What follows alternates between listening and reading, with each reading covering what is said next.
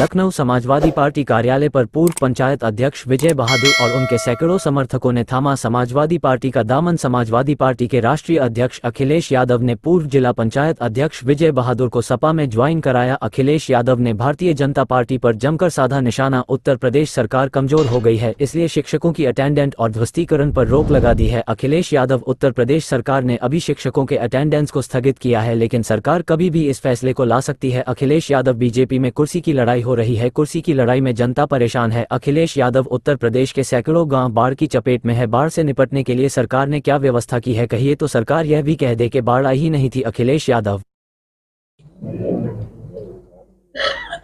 सबसे पहले मैं अपने प्रेस के साथियों का धन्यवाद देता हूं।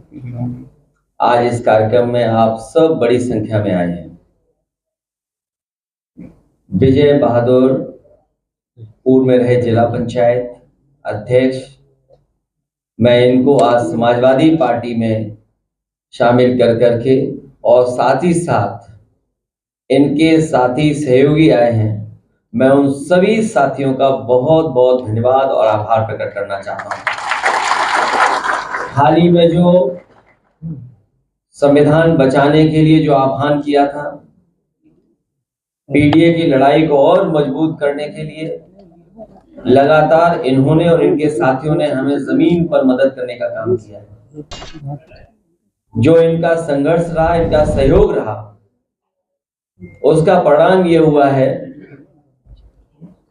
कि मोहनलालगंज लोकसभा आपकी पार्टी बहुत ऐतिहासिक वोटों से जीत करके गई। न केवल इनके साथियों का सहयोग हमें लखनऊ, मोहनलालगंज आसपास के क्षेत्र मिला है, बल्कि बाराबंकी और आसपास के क्षेत्रों में भी इनके सहयोगी साथियों ने बहुत ईमानदारी के साथ समाजवादी पार्टी और इंडिया गठबंधन और पीडीए की लड़ाई को मजबूत करने का काम किया है। मैं इन सभी साथियों का बहुत बहुत धन्यवाद देता हूं।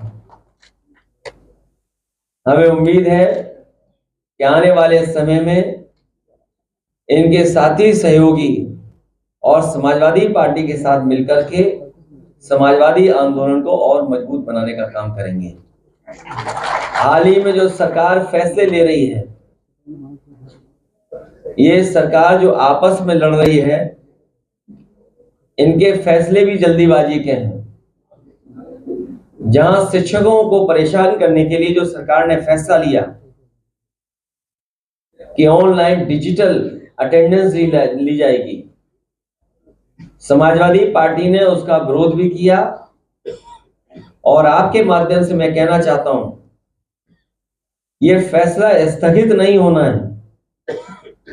स्थगित का मतलब यह है कि कभी भी सरकार इसको लागू कर सकती है। तो यह फैसला निरस्त हो, तभी हमारे शिक्षकों की असली मदद होगी। वहीं ये जहां कमजोर पड़े हैं, लखनऊ में और सरकार में ये कमजोर पड़े हैं, इसलिए इन्होंने ध्वस्तीकरण का अपना फैसला टाला है। ये फैसला ही टाला है, ये फैसला हमेशा हमेशा के लिए खत्म नहीं हुआ है। इसलिए शिक्षकों के लिए जो ऑनलाइन डिजिटल अटेंडेंस थी, वो स्थगित नहीं, निरस्त हो। और हम सावधान करना चाहते हो प्रदेश की जनता को भी कि भारतीय जनता पार्टी के लोग आपस में लड़कर के और कुर्सी की लड़ाई में पूरा एडमिनिस्ट्रेशन खत्म कर दिया है। जहां इन्हीं के विधायक, इन्हीं के लोग आरोप लगा रहे हैं कि भ्रष्टाचार चल रहा है। हम लोगों ने अखबारों में पढ़ा है कि मुख्यमंत्री खुद स्वीकार कर रहे हैं कि बड़े पैमाने पर दलाली चल रही है। जिस प्रदेश के मुख्यमंत्री खुद स्वीकार कर रहे हो कि दलाली हो रही हो और अखबारों में बड़ा बड़ा लिखा हो कि दलाली हो रही है, तो जनता जानती होगी कितनी दलाली हो रही है। मैं एक बार फिर विजय बहादुर जी, उनका और उनके सभी सहयोगी साथियों का बहुत बहुत धन्यवाद और आभार प्रकट करता हूं।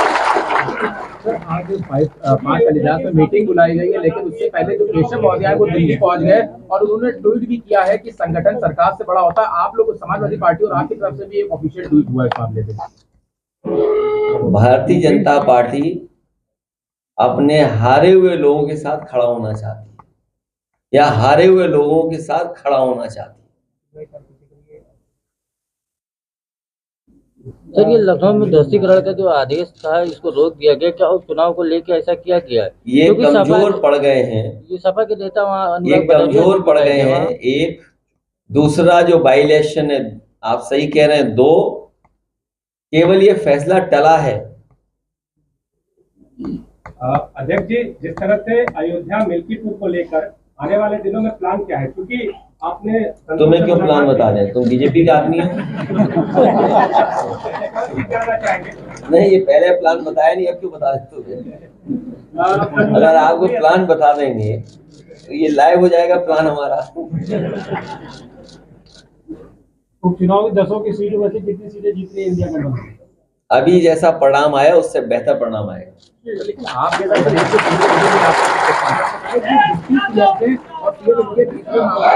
आज जो मीटिंग थी उसमें दोनों डिप्टी सीएम बुलाए नहीं गए, एक डिप्टी सीएम दिल्ली में मीटिंग कर रहे हैं, तो क्या कोई फेरबदल? कुर्सी की लड़ाई में जनता बहुत परेशान है। आप सोचिए, खबर ये आ रही है कि महिला ने अपने ऊपर जिंदा आग लगा करके जान दे दी। जिंदा है कि एक्सपायर हो गई? आप सोचिए, आप लोग खुद सोचिए कि एक महिला अपना न्याय मांगने गई और उसने आत्मदाह कर दिया और था नहीं, बस पुलिस वहां थी, प्रशासन क्या कर रहा था वहां पर? और इनके विधायक खुद आरोप लगा रहे हैं और मुख्यमंत्री खुद स्वीकार कर रहे हैं दलाली हो रही है। तो सवाल ये, जनता ये भी तो सुनना चाहेगी या जानना चाहेगी कि अगर मुख्यमंत्री महसूस कर रहे हैं कि दलाली हो रही है तो जो दलाली कर रहे हैं उन पर कार्रवाई क्या करवाएंगे? सबसे करीब है उनके।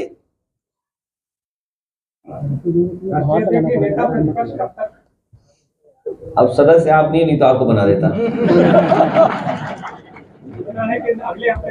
नहीं, मेरी इच्छा है कि आप ही बन जाओ, तो आप पक्ष अच्छा रखोगे हमारा, क्योंकि अंदर की भी बात आप जान रहे होगे।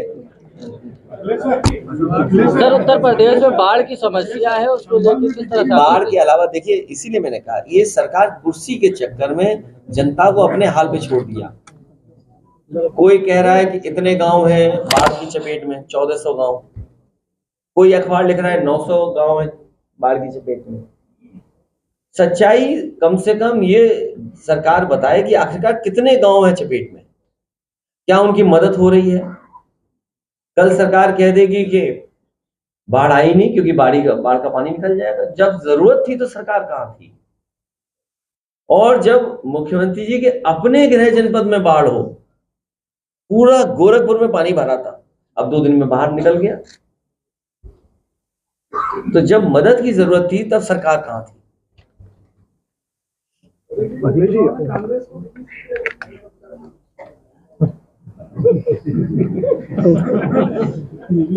आप कहो तो सब दे दें, क्योंकि सरकार तो बननी नहीं है। अगर कोई सरकार बननी है बताओ, अगर आपकी इच्छा हो तो हम पूरी दे देंगे। जाइए। अखिलेश जी, आज तक की खबर का असर हुआ पंतनगर रहीमनगर में? ये आपका असर तो हुआ होगा, लेकिन असली असर हुआ है जो सरकार कमजोर हुई एक, और सरकार घबरा गई कहीं जो संघर्ष है कहीं बढ़ न जाए। समाजवादी लोग लगातार संपर्क में थे, रविदास जी लगातार संपर्क में थे, पीछे बैठे हुए लोग दोनों संपर्क में थे। और आप तो हीरो निकले ही, मुझे सुनने में आ रहा है, लेकिन उन्हें ये नहीं पता होगा कि आज तक को पैकेज कितना मिलता है। तो इसलिए ये सरकार कमजोर हो गई, इसलिए फैसला टाल दिया। क्या जो पहले जिन लोगों का घर उजाड़ा था, ये सरकार मजबूत होती तो इनका भी उजाड़ देती घर। तो किसने फैसला लिया था घरों को हटाने का? कौन लोग थे? क्या मुख्यमंत्री खुद थे? तो अब तो मुख्यमंत्री कह देंगे हम नहीं थे, अधिकारी थे। सरकार खुद फैसला ले रही थी, और फिर उस सरकार से क्या उम्मीद करोगे जिस सरकार ने देश का सबसे अच्छा रिवर फ्रंट खराब किया हो। गोमती रिवर फ्रंट है, वो देश का सबसे अच्छा रिवर फ्रंट होगा। उनसे कोई उम्मीद करोगे? नाले पर रिवर फ्रंट बना रहे हैं। रिवर फ्रंट बनता है रिवर पर, नाले पे नहीं बनता है। आप मुझे ये बताओ, उस नाले का पानी साफ करने का क्या इंतजाम है सरकार का? जो नाले में पानी आ रहा है, डोमेस्टिक वेस्ट है या अन्य वेस्ट जो आ रहा है उसके अंदर, तो वेस्ट को कैसे रोकते ये लोग? क्या प्लान था इनका? इनके पास कोई प्लान नहीं था, केवल गरीबों को उजाड़ना चाहते थे ये लोग। और हो सकता है कि कुछ बिल्डरों से मिल रहे हों ये लोग, क्योंकि इधर सब बिल्डर उन्हीं की तरफ चले गए। ठीक है, थैंक यू।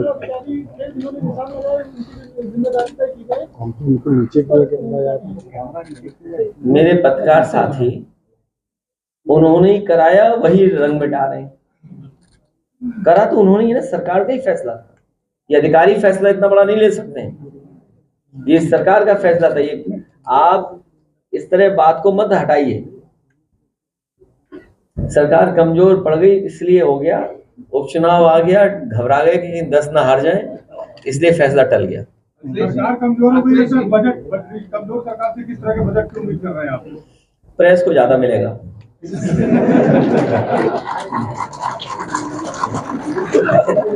जो प्रेस को कितना मिलता है? कितना बजट है प्रेस का? रविदास जी कितना है?